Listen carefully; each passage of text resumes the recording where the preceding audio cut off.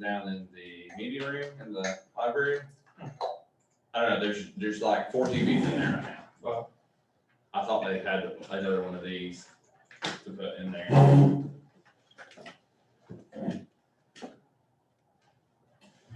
Did that one turn on? Did you guys see? It's not turned on, the red light's still on. Now it's blue. Cool. You have brilliant. So brilliant. So.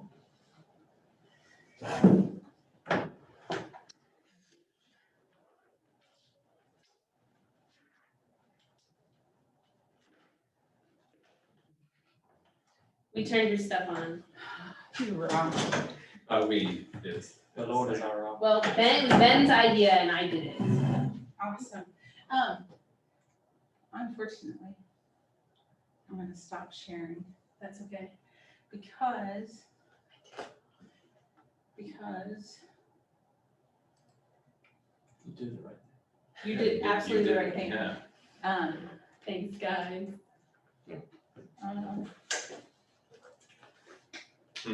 No, and that is rocking. You're exactly right. And I really appreciate it.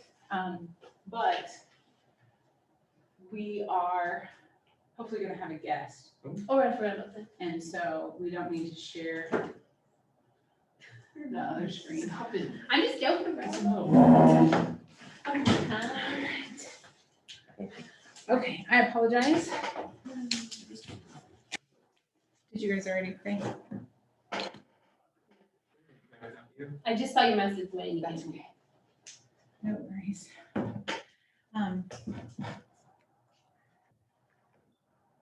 Does anybody have any prayer requests? Praise. I thought chapel was really good. Amen. So praise God for that. Then I got to be with Mr. Street, and he knew something special about all the countries that we prayed for. So I was with Mr. Warner and he knew a few things too. that's something. I don't do negative things. Well, I mean, some of it was negative, I think. So you know, Miss Deaton served in Egypt. And so she had an update on someone that had become a believer when she was there. And then they had fled and they immigrated to Canada. And now he is going back. His wife and family are staying in Canada. He's been going back to do some training with people there in Egypt. So yeah, it's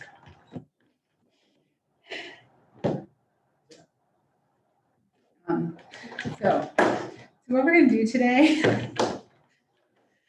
we're gonna talk about why Shushan is incompetent. And we're gonna start with the fact that it doesn't matter because God can use me. Amen. And quite frankly, we should rejoice in the places that you see it's not me. Because maybe then you think, wow, I could do way better than that. Yeah. The Lord must be really desperate for work. For workers, their whole take Shushan. So No. clearly there's a place for me. All he wants is a willing heart. I think it's Lottie Moon who said, like, I wasn't God's first choice for China. Like, I'm sure it was, somebody much better. But it's okay if I wasn't the first choice. I don't even care if I was like choice number 84. I'm delighted that I get to go. Okay. So let's pray.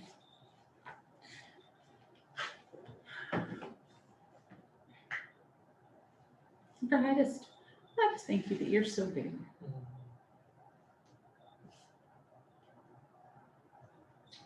My eyes are so small, my heart is so small. And Lord God, I think it's so overwhelming. And I think how can I make any difference? How can I have any impact? But God, I praise you that I am not. I'm not the one that you're basing everything on. That God, that it's you. And only you have the power to save. God, I thank you that in the midst of all of the numbers and all of the percentages and all of the reality of hard, that God, that you are still there, and that none of the powers of this earth have power over you. And that, Lord, we can take heart because you have overcome the world, and we know that you will have the victory, and the purposes that we were created for, that you can redeem. And God, I just thank you for the promise of an eternity with you. God, help us to just, like Gideon said, just come to the end of ourselves and recognize that there is nothing more beautiful than you, and there is nothing that holds any value compared to you. God, I pray that you would intervene, that you would work in the situations and in the places that here on this campus that would draw us away from you, that would point us away from you. That God, that you would just get every person here just so established and so rooted in you. God, that it wouldn't just be the normal that people who leave KMBC go into Christian ministry, but God, I pray that you would make this a missionary school, that you would make this a place that the normal is that we go. God, help us don't be comfortable or complacent. God, help us to really, truly look around and see the world. See those who are really in need. See those who are without your word. See those who are without a Christian witness. See those who are without a church. God, give us wisdom, give us strength, give us boldness, and help us to do it all for your glory. In your name we pray. Amen. Amen.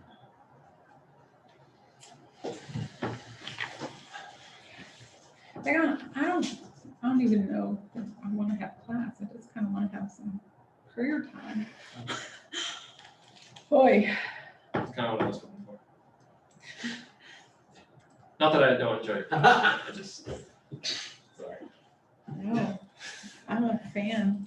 We can, so, let me see.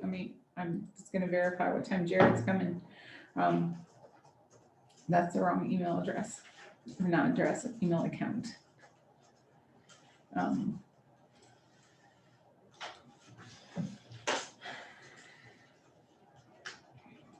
can believe I'm thinking that.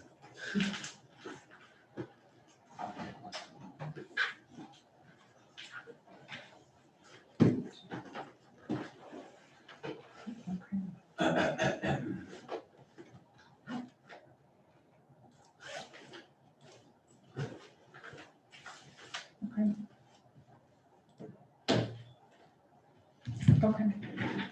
Jared's gonna come in about 20 minutes. I was gonna talk in general about missions and agencies, but if you guys wanna take time to pray, like I'm happy to take some more time and pray if that's what you guys would like to do.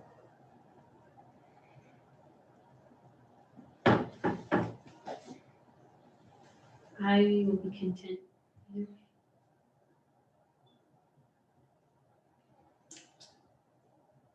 Go ahead.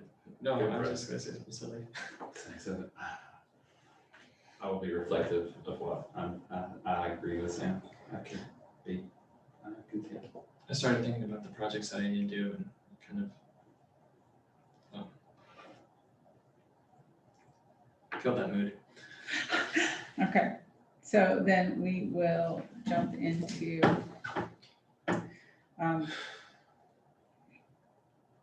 I really am uncertain here this PowerPoint is. Does that bother anybody else? Maybe Very much. it should, because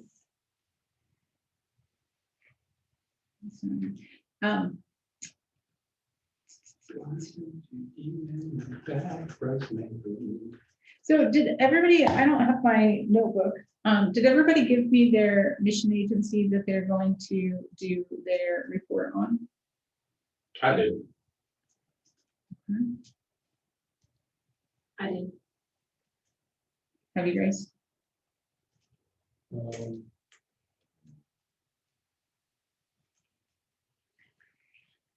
I have my notebook downstairs, I didn't grab it today. Has anyone chosen an area? No, Good. yeah, that's awesome.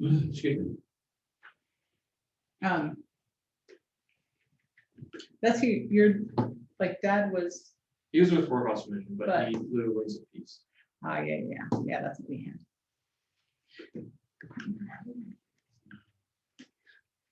Here's this. Okay. Wings of Peace, yes.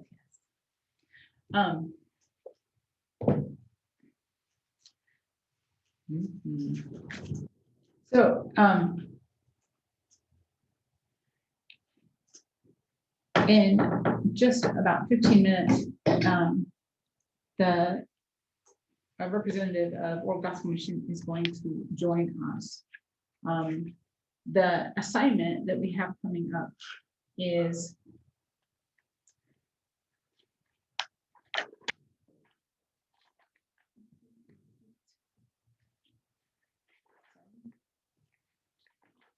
so coming up, we have a number of assignments like going forward, right? So we are right. You just turned in your missionary communication, which the ones I have are pretty awesome. So November 5th, your mission organization report is due. That's what we're talking about today.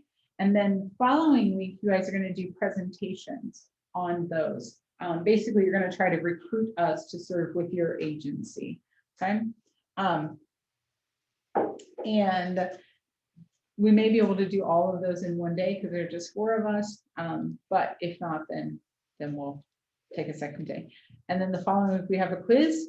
And then we don't have anything due Thanksgiving.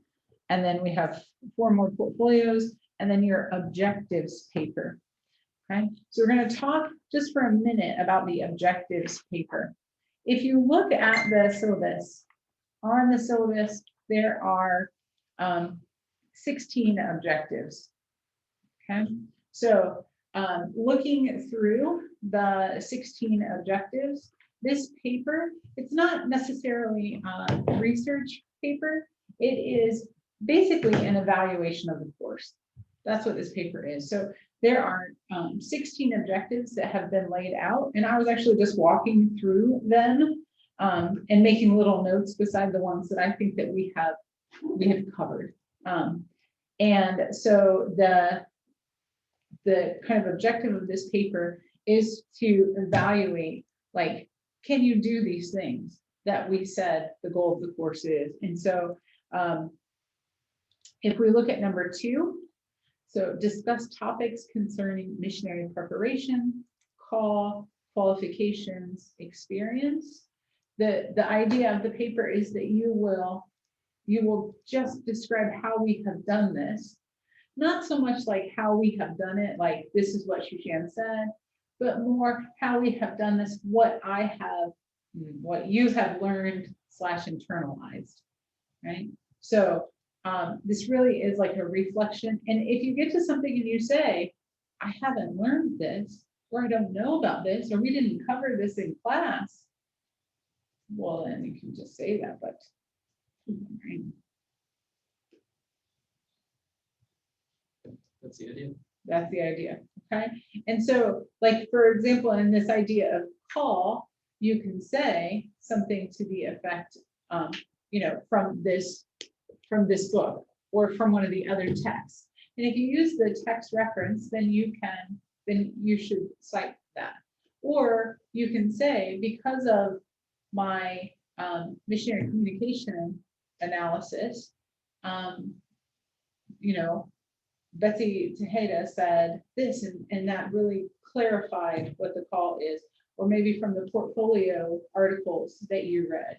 You can say, in this portfolio article, as I read about the work in Cambodia from 2 different missionaries and 2 different agencies, I was able to see that, you know, missionary preparation needs to take into consideration these things.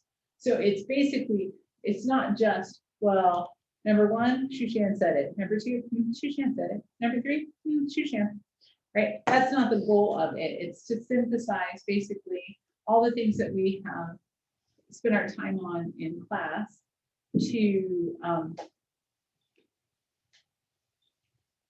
put it all together to say, this class that is supposed to be about kind of the practical, real life mission stuff. I got the practical, real life mission stuff. And so I would encourage you, spend a little time with your syllabus. If, like, I have walked through and I'm like, oh yeah, we got this. Oh yeah, we got this.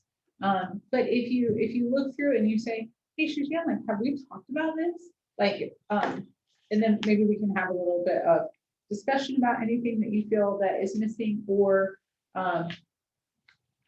maybe I do need to cover it, but I only think I have covered it. Okay. Any questions about that assignment? I think it's the only one that we haven't really talked about yet in the syllabus. Okay.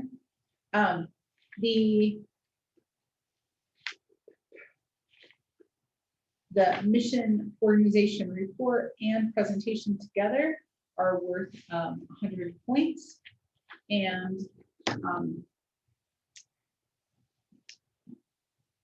so one of the things that I encourage you to do is look at the mission organization or agency.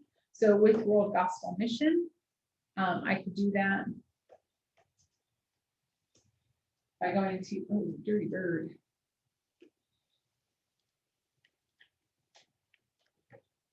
Just for the,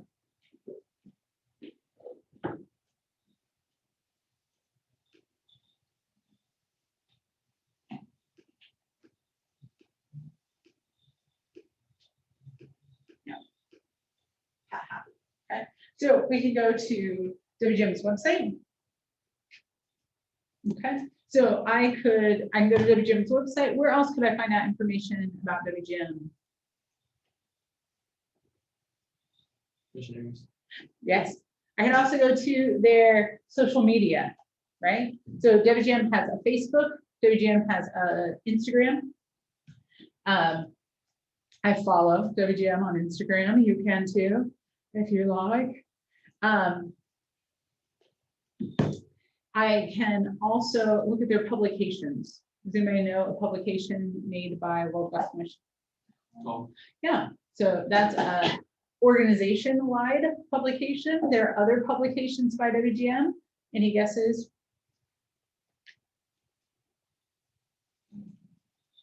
There are books.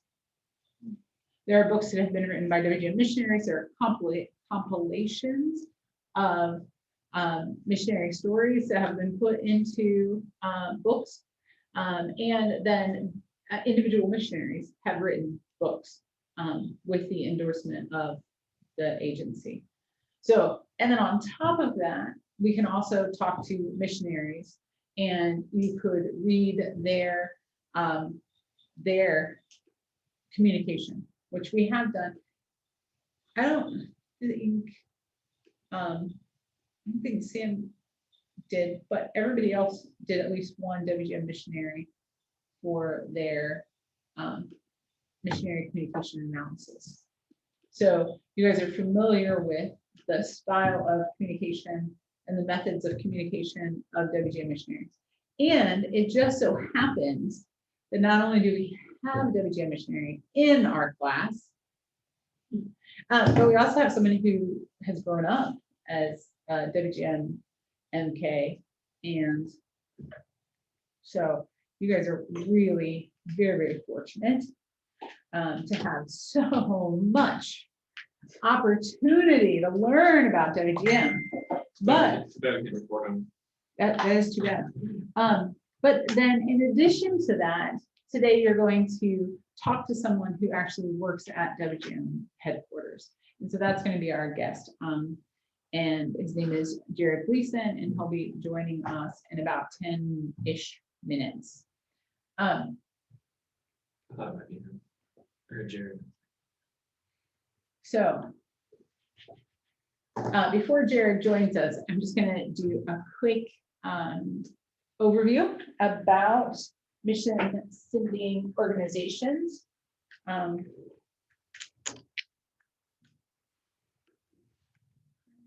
quick overview of mission sending organizations. I turn on my clicker. Okay, so what is the function? What do they do? A lot of the hard stuff.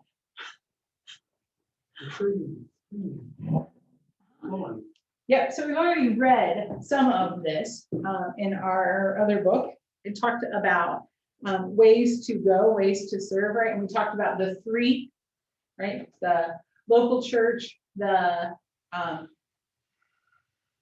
right. So we talked about going independently, and then we talked about like a local church sponsoring you, and then we talked about like a denominational or mission sending organization.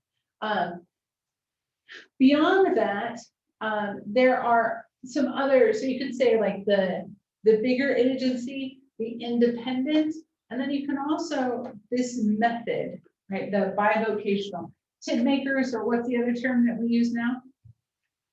Marketplace work. Often, okay. So the mission sending organization basically takes a lot of the responsibility of service off of the individual missionary. If you go independently, you are responsible for everything. If serving with World Gospel Mission, if I don't want to arrange my own flights, someone at headquarters will help me. Which today it's a little bit easier, but in the past it was more challenging. Okay. They also do recruiting. Right. Now, as I travel as a missionary, I may speak in a church and I may say, there's a place for you to serve, Sam. And you say, and I'm going to, let's just say I'm going to Algeria.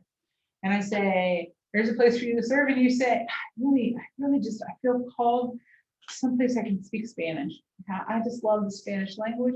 I don't know that much about it because I've been all over, but I haven't served in a Spanish speaking country. And so I don't have that information. What do? I say, well, pray about it and God will send you someone who can talk to you later. I'm going to find someone to go to Algeria with me. No, WGM. Like I can send that person to their people who serve with WGM, that their whole job is recruiting. And then I don't have to look at people's applications and see if they are qualified to serve on the field with me. When you're independent, all of this responsibility falls to you. Okay? So, and mission sending agencies specifically, for example, WGM has policies. They have things already in place for the things that we talked about with, like, do you have a dog? If you're gathering water, what's the policy? How do you decide who to share your water with? Someone gives you a big load of soap, right? An agency can help you know how to respond to that, how to distribute that, how to work with that. Okay. So kind of all of these things, are any of these things that you have questions about? What is intermediary? Like a go-between. Okay. Okay, so for example, if I want to go to Paraguay, I have to have a visa. And maybe I don't know how to do a visa. There are agencies that I can send my passport to, and they will, on my behalf, take care of getting my visa. Actually, as a missionary, WGM can take care of that for me. If I have to get a visa somewhere, like they can, to work on my behalf. One of the things that Denny did in China, not for me because I went a different path, but for other people, because like if you wanted to serve where he was, I know I already said it, but if you wanted to serve there, you don't speak the language. It can be really challenging, but he has connections that can maybe help you get sponsored. He speaks the language, so you're not going alone. And I say him specifically because he and his wife are area team leaders. And so they are part of this structure that would act as an intermediary on your behalf. They also can set up, like we talked about serving. Did we talk together about serving like with an agency, but then underneath the agency, there might be another like group. I don't think we'll talk about I talked to somebody about it, but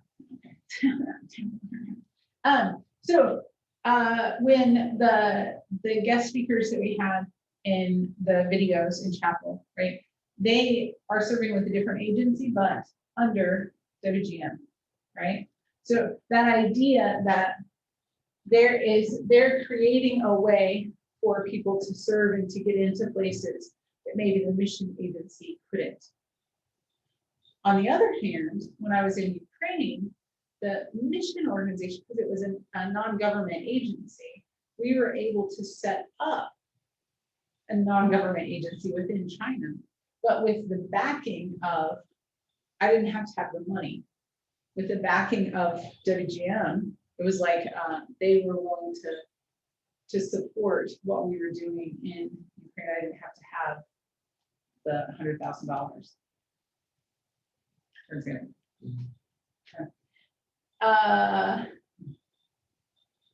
Anything else on there that you have a question about?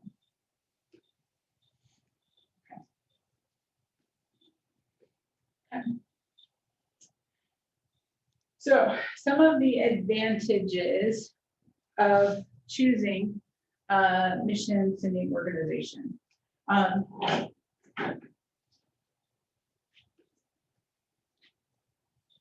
Jonathan, can I ask you this one?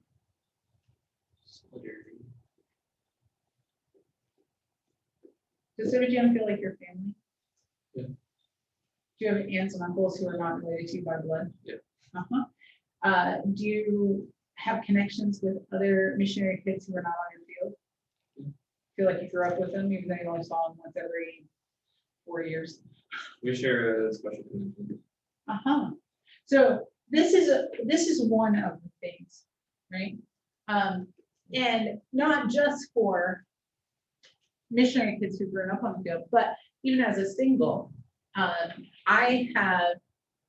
there are children that are on the mission field, even not my mission field, not on the same place that I am, but who I have a different relationship with the MKs that I have visited or even been with in the States. Even though I don't have the same experience that they have, often when a missionary kid is in America, they're talking about things that people in America just don't get. They don't have those same, they haven't had the same world experiences. And so sometimes even for an MK to even have a conversation with another missionary, like it's not so strange that I was just on a plane, or like your trip from here to Chicago is not equivalent to my trip from here to the other side of the world. But also other missionary ladies, other singles, other people who have served, we share something, we share a bond that's different. And so having those connections within your agency, it's like a natural, it just kind of happens. And there are people who I've been with trainings, at trainings with that I didn't know beforehand, but suddenly it's like they belong to me. The thing is financial security. I raise money for, like as a missionary, you raise money for your expected expenses. But if there is a crisis, if there is an emergency, your mission agency comes alongside and you're not going to be abandoned and alone without finances. Okay, so there are lots of other things. This is a big one as well. There's someone to hand the work off to. There's a bigger community. There is the opportunity to bring in teams and volunteers that maybe I don't even have to recruit. So these are just some of the advantages of serving with an organization. So how do you choose an organization? Good news, you don't have to, because Debbie Jam is here for you. Praise the Lord. Amen. Our work here is done. Have a nice day. Yeah. So choosing a mission organization. How do you know an organization's theological position? You talk to the people or look it up. Yeah. Where might you find this information? Website. Yeah, they should publicize what they believe. If you cannot find what they believe, you probably should not serve with them. If they are unclear on what they believe, perhaps you should not serve with them. Okay. That's right. Now, how do you know that WGM's beliefs are in line with KMBC's? Because they are talked well. Here. I mean, you're a WGN missionary and you're serving in KBC, and a lot of the missionaries that have come visit are from WGN, and like you said, the people for the Exile Conference are kind of under WGN. There's a lot of connections. Is WGM the only it's not a denomination, the only organization or denominational mission that is in line with KMBC? There's probably ones that are even more in line. Just in general, like there's other. Yeah, absolutely. So it's not an only WGM, but we have seen there's a lot of crossover. There are people who have gone to school at Mount Carmel KMBC who now serve with WGM. And there have been other WGM missionaries or volunteers who were serving with WGM that were encouraged to come to KMBC. So it's sent both ways. And there have been other missionaries who have been based here, stationed here on their home ministry assignment. Like I'm not the first one, I'm just the most recent. So you want to know the theological policies and make sure they're in line with you, right? So WGM is holiness, Wesley Arminian, right? We are in line. Right? Hey, look, there's Jared. Hey. Hello.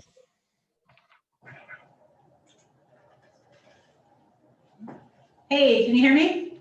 Yep, I can hear you. Awesome. Sam, when we talk, Hello.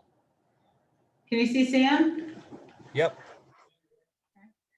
So we're just talking about how to choose a mission organization, but I can pick up from here when you're done. I'm going to go ahead and hand this to you, if you're cool with that. Sure. Okay. So I'm going to stop sharing my screen.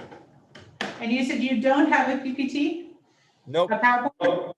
Sorry, I live in China. We call them PPTs. So I'm going to turn this off. We have a big screen so we can see you. Hopefully you can see us. And when we talk, the camera will turn to us. So I'm going to let each person introduce themselves, and then I'll hand it to you. Okay, Jared? Okay, sounds good. Jared Gleason with World Gospel Mission. My name's Shushan Richardson. So if you guys would just share your name and then maybe a little bit about what you think you're going to be doing in the future. Maybe your year here at KMBC. Jonathan, you Go go ahead. first. Oh. Hopefully it'll switch to him. Mhm. Just keep talking over. Okay, I'm Jonathan Kunkel. I think you remember me. Hey, never heard of you. Just kidding. Good to see you.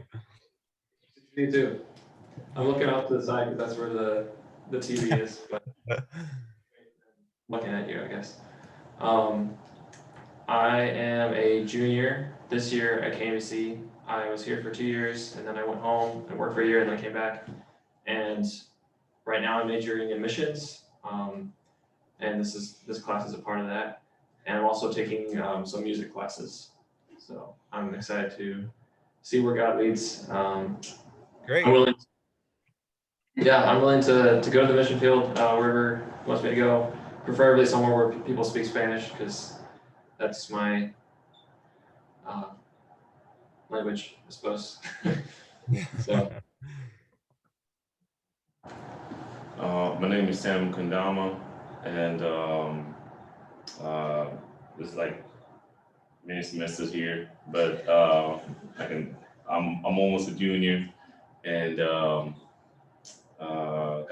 called me to become a missionary when I was 13, and I just want to see if God will lead me after I graduate, but it's still a work in progress, and I can't wait. Okay.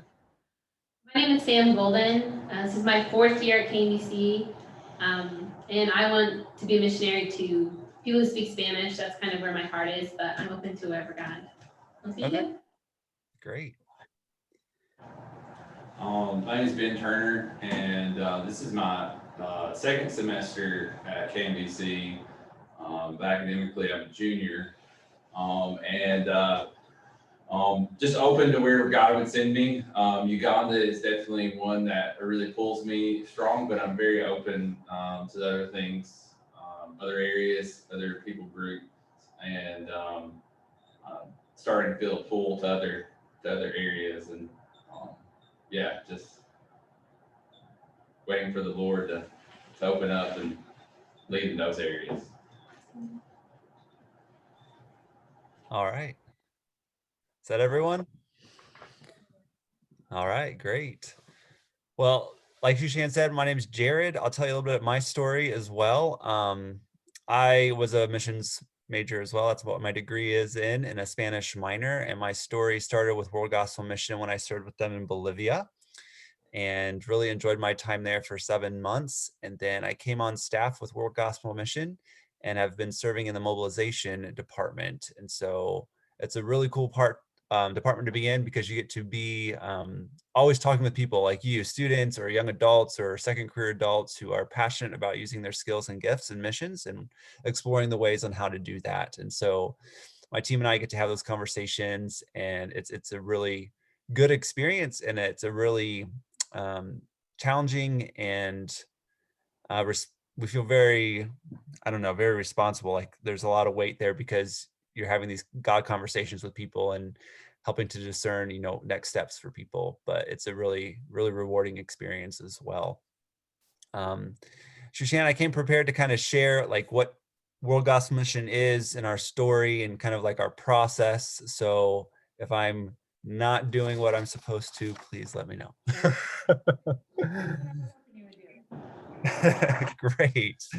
Great. Well, World Gospel Mission is an awesome organization, and I've been a part of it for 13 years. And so I've seen it like on the field side, on the ministry side, being in Bolivia and having visited several different locations within my time at WGM. But then most of my experience has been at headquarters. And so our headquarters is located in Marion, Indiana, where we have around 46 support staff supporting our missionaries around the world. We have around 278 missionaries, and we're excited to support them any way that we can as they serve in ministry. I'd say, kind of to give you an idea of where we serve in the world, we're in around 28 countries when we figure that all up. And then there's multiple locations within certain countries or certain regions of the world. But that's where we say 28-ish. And then we have a regional director for each of our regions. So we have 4 regional directors where our global workers, as we call them, report to. So we have an Africa regional director. We have WGM East, which is a rather large region. It ranges from Eastern Europe to Asia to Southeast Asia, even into Papua New Guinea, Oceania. And then we have a North America, well, the Americas region. So that regional director oversees everyone in North America and South America. And then, am I missing one? I think that's it. That's 4. So that's our team. And yeah, so our missionaries report to them. And so as an organization, we have our core values. We have kind of like what we call our sandbox of like, this is what we do in ministry. We're all about discipleship and equipping people to serve in holistic transformational ministry. And so we do have multiple ways people can serve with us, which is, I think, a strength, where we have people doing pretty much anything you can think of in missions, whether it's businesses missions, TESOL, accounting, church planting, evangelism, nursing, you name it, we have missionaries doing that.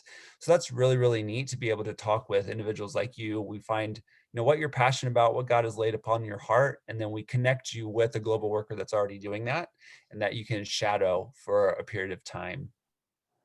So when it comes to serving with an organization, Shushan, would you rather me focus on like long-term service, or would you like me to kind of share the 3 main ways?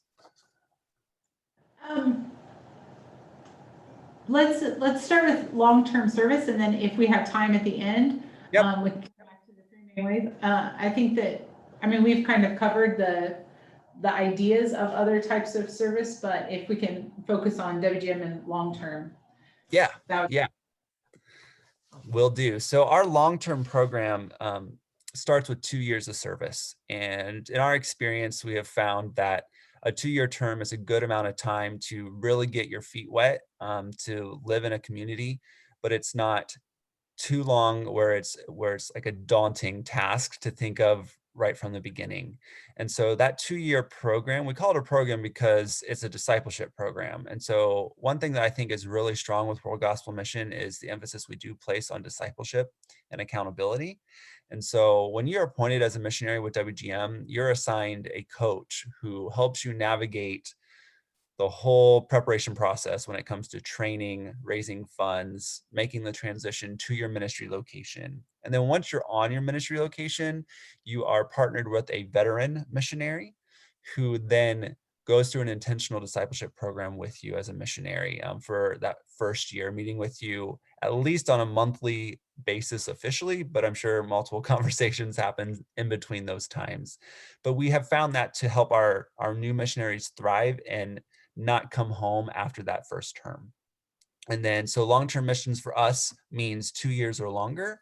And after that first 2 years of service, you have you can make the decision to continue on with WGM or end that term of service with World Gospel Mission. When it comes to applying and what that process looks like, we do have a significant application process, because let's face it, this is a big transition that you're going to make, and we want to make sure that you are spiritually prepared, that you have pastors and other people that are influential in your life agreeing with the way God is directing you or your family. And so that process can take anywhere from 2 months to 6 months or longer, depending on where you are in that stage. And so we have what we call mobilizers. We work that will talk with you, help explore your call. And then if God is leading you to longer term service, we have you start the application process. Now, that application process is 4 stages, and that's intentional because as you get farther along, we want to be able to see if this is still what you're wanting to do, either as an individual or a family. So our application involves, your typical stuff, but also includes references. It includes interviews with your pastor. It includes, if you have children, we are talking to your kids about how this is going to affect them, especially if they're like 6, 8 years old or older. We want to make sure this is a good time for transition. Our second phase of the application process really focuses on theology and compatibility as an org. Cross-cultural living is hard enough, and so we want to make sure that you are working with an organization that is compatible with your theological positions, and compatible with our theological positions as well, because we have seen that this can cause some problems in the future if you're not only trying to, serve cross-culturally, but then you have some core beliefs that are different from your coworkers. And so with World Gospel Mission, we're a Wesleyan Arminian organization. We are interdenominational, but when we come down to our core theological standpoints, it's more Wesleyan Arminian. And I'm happy to expound upon that. But that's the kind of conversations that we have at that stage to see, this is who we are. We want to hear who you are, and do we agree that this is kind of the path moving forward and that we can work together. Then we do some different assessments for our applicants where we talk about, your typical personality assessments. We do a leading from your strengths inventory, trying to make sure that we can partner you with a team or partner you with a ministry position that's comparable or helpful with how you're wired. And so we have a team called Member Health, and they help navigate those conversations. And our Member Health team consists of a licensed counselor, as well as some pastoral counselors. And so one of the interviews that happens is with our licensed counselor, kind of talking about, what this is going to look like.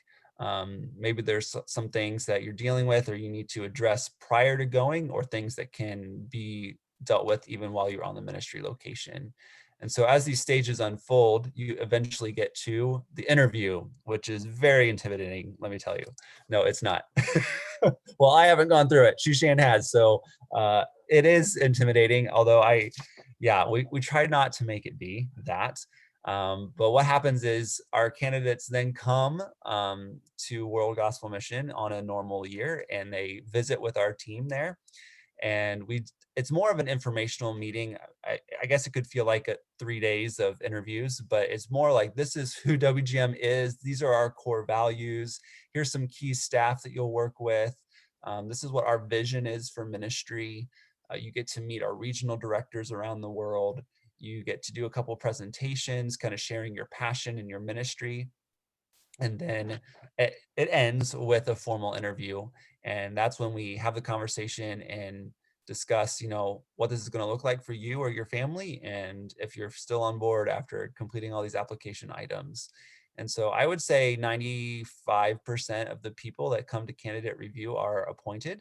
So we try to have those harder conversations or things that happen prior to them actually coming for their interview. Then once you're appointed, you start your preparation process. And to go through that quickly, we require several different trainings for our missionaries because we want to make sure they're very well prepared and that they can succeed and thrive while they are in country. So one of the first trainings you go through is fundraising training. The majority of our missionaries are self-funded or self-supported through fundraising. We do have a couple of missionaries that are doing business as mission or have some other ways of getting money to help support them, but the vast majority do have to raise funds. And so we provide that training for our missionaries when it comes to how to have that conversation, how to make the ask, and why that's important, and our biblical views on fundraising and really building their ministry partners, their team of people that are going to support them. And we have found that that is key. We have all of our missionaries build a specific prayer team that's going to be praying for them specifically during the time that they prepare to go. And so that has been very key.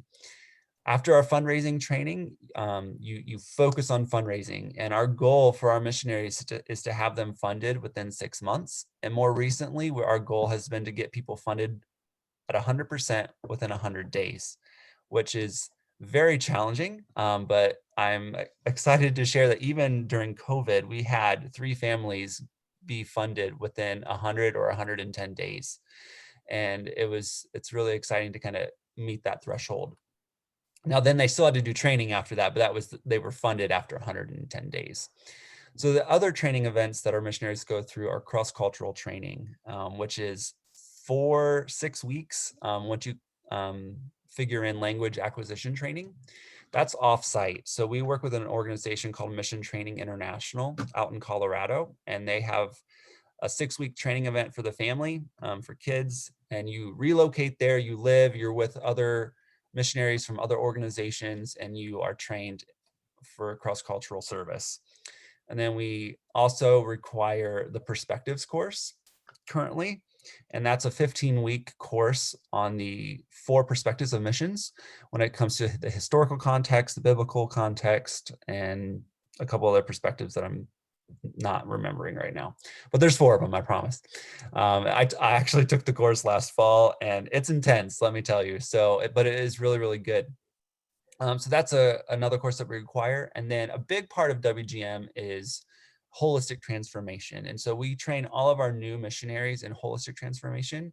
And by that, we partner with an organization called Disciple Nations Alliance, and they have a curriculum called Coram Deo, the face of God. And it's an online training that our missionaries do to help see how, we want to view the world with a biblical perspective, and we want people to view the world with a biblical perspective. And once you have that perspective, it changes your life, and it changes how you see the world.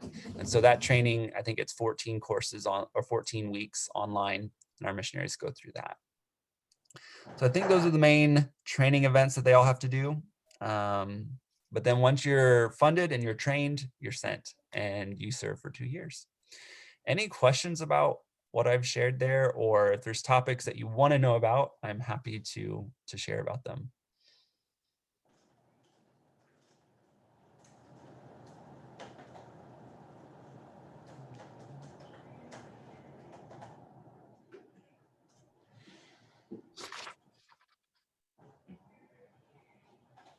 I'm just impressed with how thorough the process actually is to become a missionary for WGM.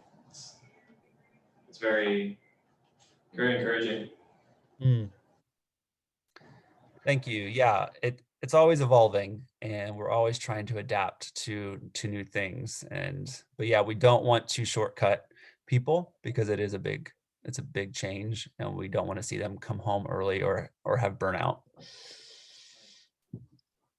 And I'll give a lot of credit to our member health team. When crisis has come up on the field, we've had cases where missionaries have been robbed or were assaulted, and so they either go in person and talk with them and console them, or they are on the phone as soon as they find out about it to encourage them.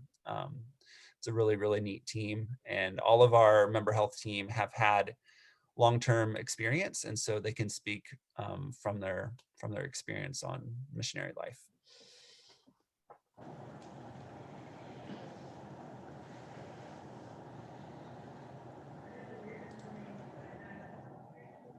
One thing I'll add is historically, World Gospel Mission has been a very white North American sending agency. And in the recent years, we've had a big push to mobilize international global workers that did not start in the US. And this past year, we appointed, I think, 30 in the past 2 years, 30 missionaries that are not from the US. And so there's a good percentage of them in the Middle East that are working with a partner organization of ours called Step Forward Ministries. And I don't have the specific numbers, but there's around 30 of those individuals. And then we are mobilizing more people from South America, from India, and I think, Argentina, Bolivia. It's really, really cool to see. And it's something that I think is definitely the future of missions as we work with the Global South, as we work with the global church and mobilizing more people. So that's been really, really neat to see.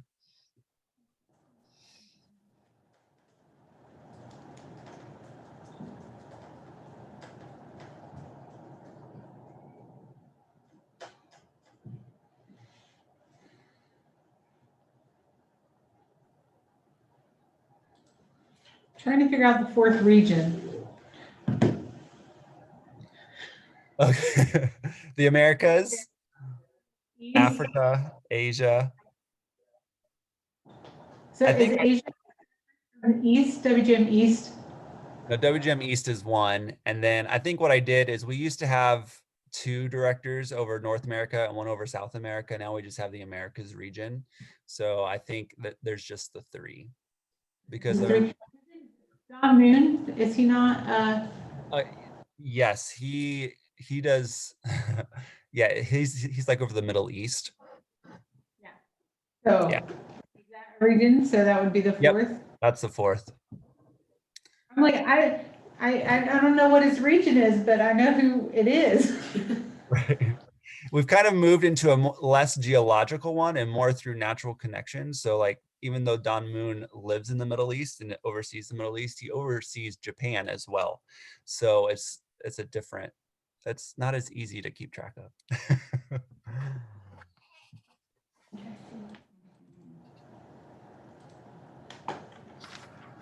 Any other questions?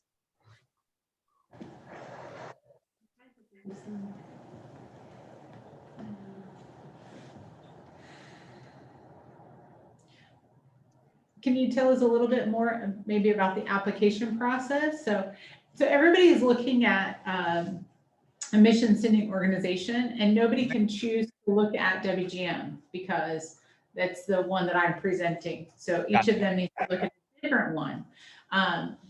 So they're going to be reaching out to organizations and finding out their process. So I know that they're all going to really want to go with WGM, and so maybe you could explain how they could get started, even before they graduate, how they could. Yeah, I was gonna ask, like, how important you think it is for, like, as a college student, should I be in contact with an organization before I graduate, or should I wait till after I graduate, or what are the different options, or?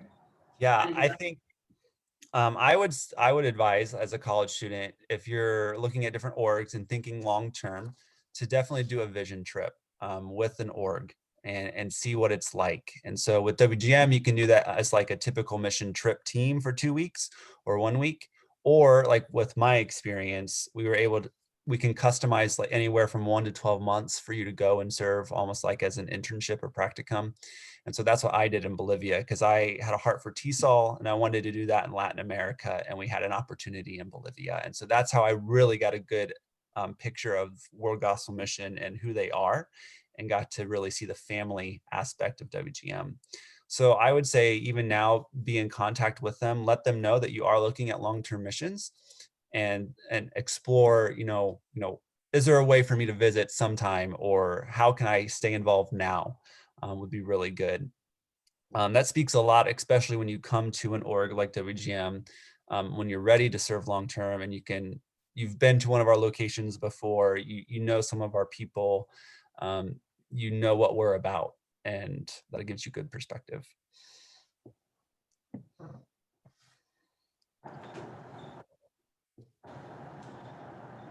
But I can do a quick overview of the application process. So let's say you got on our website today and said, I wanted to, look into serving with WGM. You'd fill out an inquiry form, and that would get directed to a mobilizer that's closest to you. Now, with you guys being in Kentucky, you have a mobilizer very close to you. Dan Searles, he and his wife served in Hungary for over 20 years, and they're mobilizers for us, and they also coordinate our long-term programs. So once you talk with them, they help you, they get to know you, hear your story, how God is leading you, and you're like, yeah, I feel like it's time to move to like the long-term process. Then they're the ones that walk with you through the application process. And so they send you the application, it's all online. And the first stage is your basic information. That's when we collect references as well. And then once those all come in, we do a quick review. You talk with your mobilizer, and the mobilizer talks with me as the director. And then we're like, okay, let's go ahead and move you to stage 2. And that's when you're answering the long questions. So you got to utilize the save for later feature. And that's when you're answering questions about your core values, or your spiritual walk, your experience in ministry. Some of the questions involve like, how would you lead someone to Christ? Like, what's the process, or how do you view that? Or how are you modeling the fruits of the Spirit, or are you involved in small groups? Things like that, to see how you are living out your missional life now, because we want to make sure that's a part of your life now before you actually go to the field, because we want to make sure you don't think it'll start when you get there. We want to see you living it out now. So that application happens. That's also when we start to talk with children, if you have kids. And so that's when we talk with those kids and get some references on them. And then once that's finished, we have you do the different assessments. And so those are like the personality assessments. We use the Myers-Briggs, we use a spiritual gifts inventory, and then we use an inventory called Leading from Your Strengths. And that really focuses on how you're going to work well with others when it comes to joining a team where you're going. It's really, really insightful and really great. That's also when we connect you with our member health team, and our member health team will do sounds scary, but it's a psychological assessment just to see how you are doing psychologically. And they do a follow-up one-on-one interview with you, because we don't want to give you an assessment and then you not see the results. So that's when she goes over the results with you, asking you like, is this true? Do you see this? Things like that. And then once that happens, we invite you to our, what we call candidate review, which is our interview time. And that's normally 2.5 days in Marion, where we go through that process and interview you.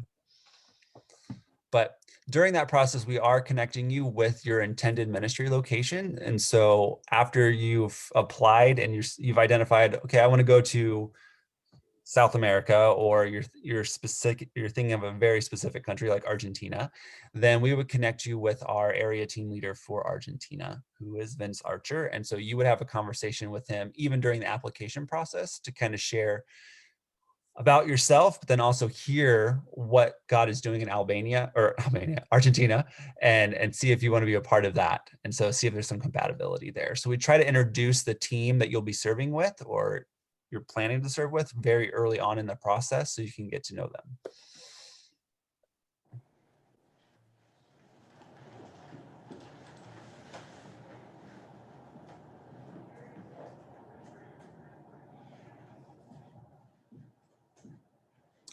So, as a college student, interested in organization, for WGM, what do I do to do what you were just talking about? To like say, I'm still in college, but I'm interested in like a vision trip or something. Like, where do I go on the website, or who do I talk to? Or yeah, you just go to our website, to the Go section. You click on Explore Opportunities, and then there's like a contact form to contact a mobilizer, and that's what you would fill out. And then as soon as you hit that, in your case, Dan Searles would get the email notification right away, and he would set up a time to talk with you on the phone and begin that conversation. And so then if you're wanting to do a vision trip, he would direct you to BB, who coordinates that program of 1 to 12 months. Or I would drive you to Dan and Katie Beth's house. And And BB lives in Lexington, so she's not that far away. their house, and we'll just go to BB's house. And yeah, that's the process. Just fill out that contact form. awesome. actually, these guys are a little delayed because they need to see where I'm gonna go. Exactly. It's like, so- Once I know where Shushan's going, then I can know where I'm gonna go. Yeah, That's the question. It's been really neat. uncertain, because he's like praying for where I'm gonna go, but first I gotta pray where Shushan's gonna go. I just gonna put them all in my pockets. There you go. Shushan, it's been good to be a part of your journey, because I think I started at WGM in 2007. And so it was like right around then when you were transitioning out of support staff, right? Yeah. So it's been neat to follow your journey. Yeah, it's been neat to go on this crazy journey, so. Yeah, but I'm not the normal path. But if you go with me, I promise no, I don't know what I promise. I promise I'll be thankful that you go with me. One thing I didn't mention is college debt. I don't know if that's of concern, but it might be. It was in my case. But as an organization, we do ask that question, and that's the first question in that first stage. We ask if you have any consumer debt, and if so, how much and what type. And then we also ask if you have student loan debt, and if so, how much. And then if it is a significant amount, we have that conversation with you on like how this can practically work. We do allow you to serve with student debt. And so I think our policy is we ask you what your monthly payment will be. And if it's under $1,000 a month, then that's doable. It's not, what you got to keep in mind is that adds whatever your student loan payment is, that adds to the monthly amount that you're going to have to raise as a missionary. So we want to make sure that's manageable. And then there's a couple of ways to navigate that. As a missionary, you do get a salary where that's just strictly your funds that you can decide what to do with whatever you want. And so some missionaries will opt to say, let's say you're getting $1,000 a month as a missionary and straight up salary. They're like, well, my student loan payment is $400 a month. I'll just take it out of my salary and then I don't have to add anything to my budget. So there's ways to navigate that where you don't have to add it to what you're raising. But all that to say, you're allowed to go with WGM with student loan debt if it's less than $1,000 a month. Yeah. Per month. $1,000, maybe get like a part-time job and just pay it off. Yeah, we would advise that. And depending on your field, there are organizations that help cover those costs for you. So for example, medical doctors there's an organization called MedSend where they're able to pay your student loan payments for as long as you serve with a long-term agency, which is a sweet gig. There are some student loan forgiveness programs, depending on where and how you serve, like education and some different things like that, that you can also qualify for, depending on your degree, depending on what you're doing. Right, and there's like a federal loan forgiveness plan if you serve with a nonprofit for 10 years and make on-time payments for 10 years, and they forgive your federal debt.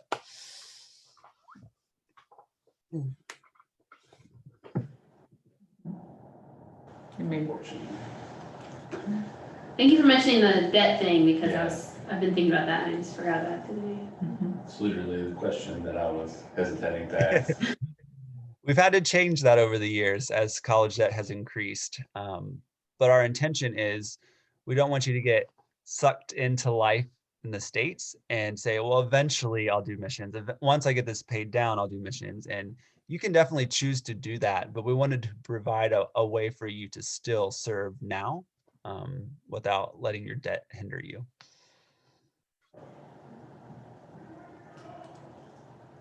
That's really encouraging to me, because something that's been keeping me from really jumping on board with missions is having, like, needing the training maybe to go to a certain Bible college to get training in Spanish, for example, but just being worried about having that debt and not knowing how to pay it off. Yeah.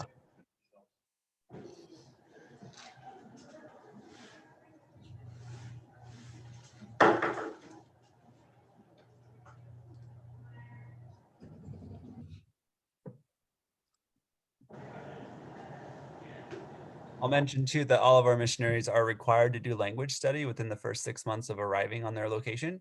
Now, depending on how much you need to learn, that's just dependent upon your specific ministry and what you're doing.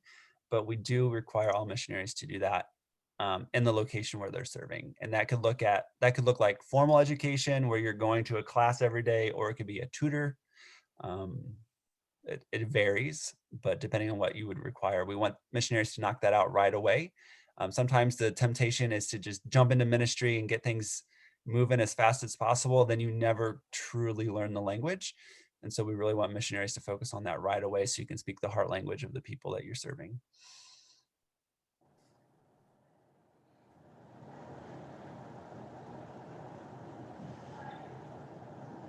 How long do people typically stay with the organization, and what's the current attrition rate? Yeah, so the attrition rate, I would say, is around 10%. It's improved in recent years, especially because we've implemented this 2-year discipleship program. It used to be much higher than that. The majority of our missionaries are older.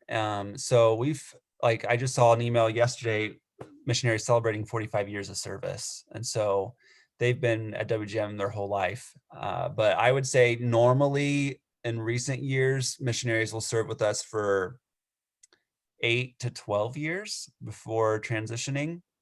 And so we've seen that go down. We're not, the 45-year is not as normal as it used to be.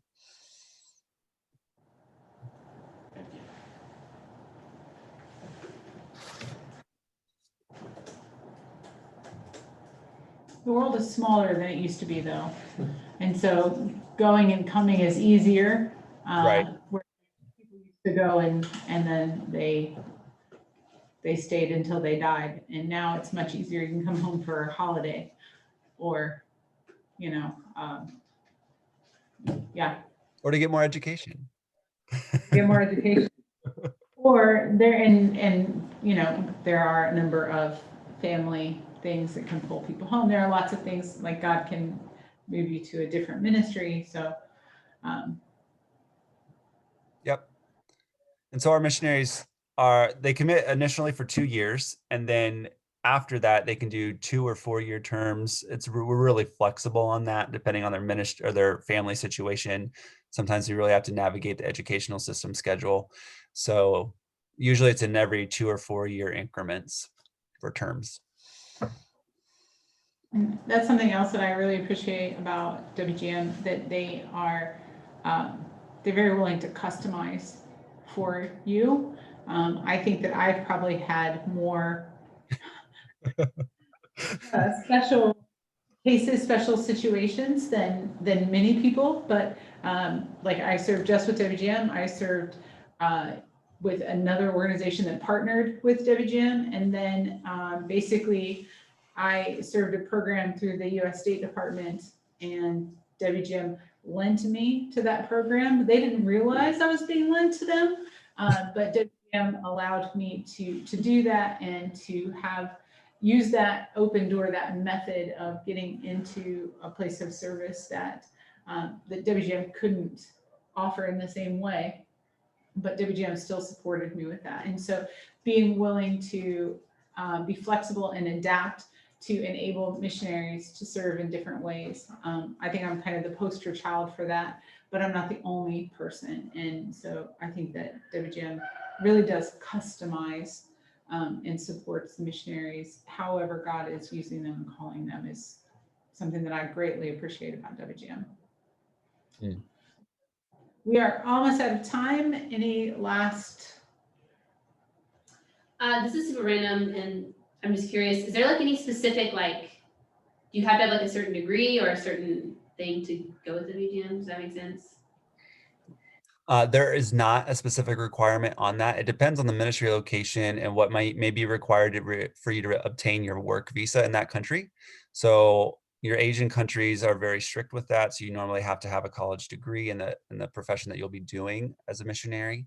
But South America, the Americas is a little more relaxed on that. Now we do ask for transcripts in the process while you apply to see what formal Bible training you've had, if any. And if you haven't had any formal Bible or missions, your New Testament, Old Testament survey, evangelism, world religions, if you haven't had that formally, then we do have you get that. We can still appoint you, but then part of the requirement is for you to obtain that, not necessarily for credit. You can audit it, but you have to get that training prior to service. But you don't have to have a Bible degree to go.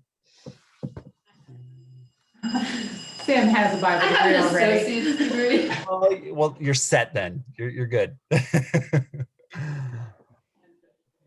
Thank you so much, Jared. Thank you so much for joining us. Right. And everybody's going to be in touch with you through the website to get some more information. No. Appreciate you. It's nice to meet all of you, and good to see you again, Jonathan. And it was good. Thank you. See ya. See ya.